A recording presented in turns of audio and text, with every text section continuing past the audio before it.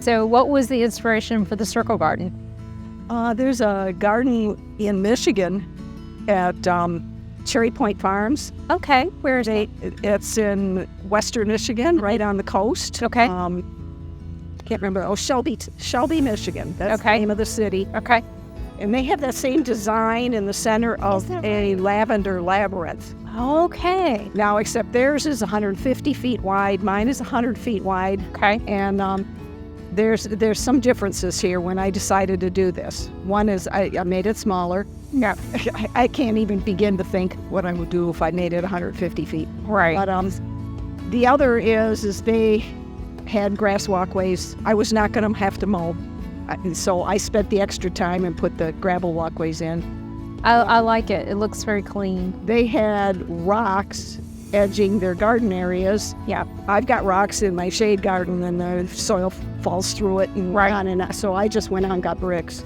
Yeah. I wanted bricks. It And looks then the last thing was they painted it, or they planted it. So I said, mine's going to be symmetrical. So there's 12 what I call swirls. Mm-hmm.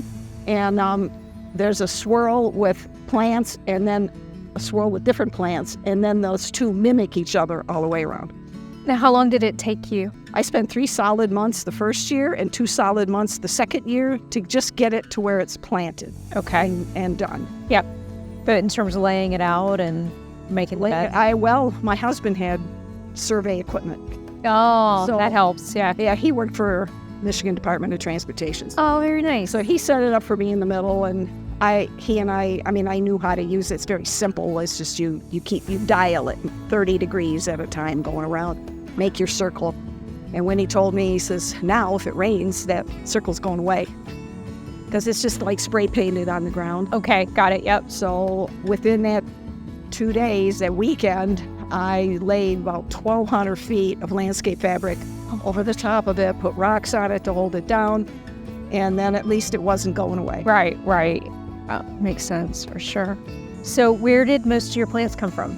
Oh, some of the early ones, actually, the very first ones just came from garden centers. Then some of the early ones, I started getting them from native plant places like Prairie Moon Nursery. Yes. That's where I got some of them. Now I'm getting them from Wild Type Nursery because I can actually go there. Yes. And Pick out what you want. What I want. Yeah. Sometimes things speak to me. Like I just planted something that's native and it's rare. Yes. And he was telling me it's very difficult and it probably won't last very long. So I hedged my bets and I've got it in several places. To see if it'll go. See Yeah. if one place is better than the other. Yeah. Well, we can still see the garden. So, I hired the ground prep and they were in and out in 2 days. Got it. And that's So they did. Yeah. They took out 8 inches of topsoil and field grass because we don't plant grass in here. It's just field grass. Yeah. Then they brought in 8 inches of sandy loam topsoil, compacted it, graded it so that the center is slightly higher and there's no water So the settling. water runs off. And then they left. So you've been out here how long? 34 years. 34 years. And it was some big trees. None of the pine. We planted all the pines. Wow. Around. Okay. There was some of these you can see behind there. I think they're black locusts Uh-huh. were there.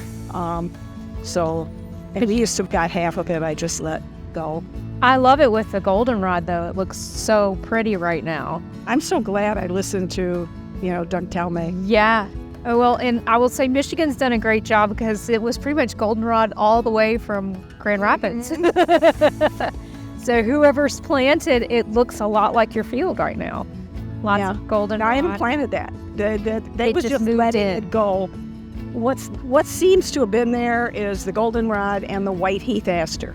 It's beautiful. It's not white heath is not blooming yet, and I've been shaking out seeds from the circle garden over there, and I'm finally getting. So I've got a yellow cup plant. I've got a few fall sunflowers coming up. Yeah. Finally getting a few things taking in the field. Yeah. So I'm hoping they'll spread. Continue to spread. Yeah. Now, do you have to do any maintenance on the field right now? Do you go out and cut like trees as they're coming up and things? Well, I've got my tree guy comes out and he is taking care of the autumn olive. Yeah, I had a huge autumn olive problem. Yep. And there was one back in the biggest one was back in the corner, and they came in with a bobcat with a brush hog on it, and they just bring it up like this and take it right down on top of the Wow. Yeah, we have where I live, have a Prairie remnant that is a live fire military training site. Uh-huh. And even when they burn, it doesn't, bottom line doesn't, that's the one thing that doesn't die.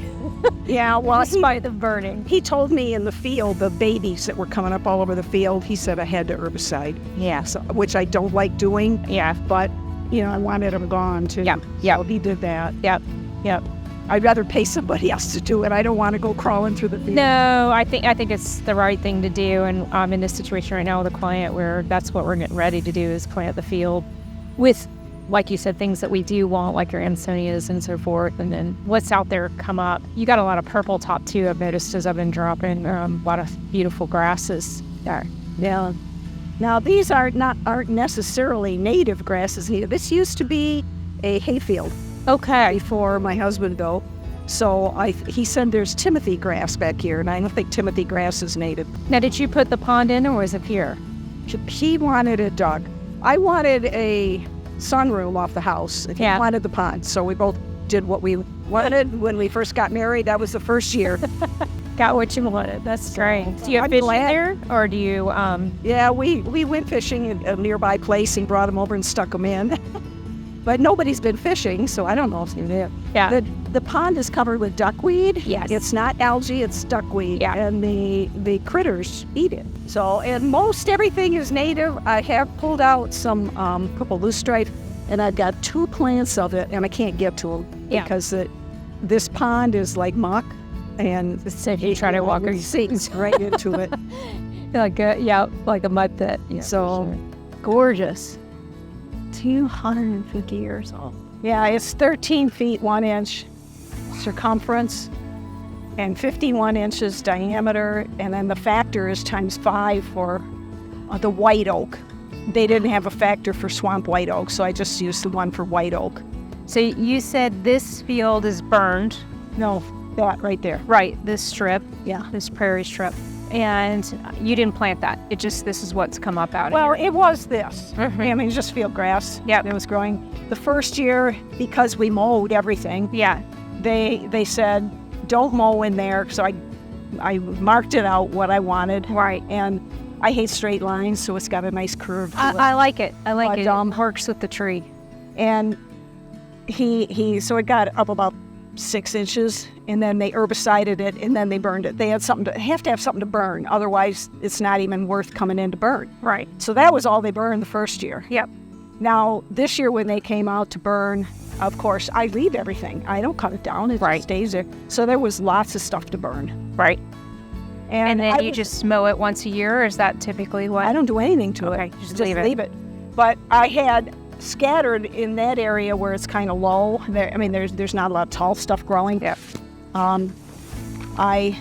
Branches that I cut from the circle garden was scattering seed in there. Right. And then when he said, oh, yeah, well, you should really do this every 2 years, I'm going, oh, great. I just put all that seed down.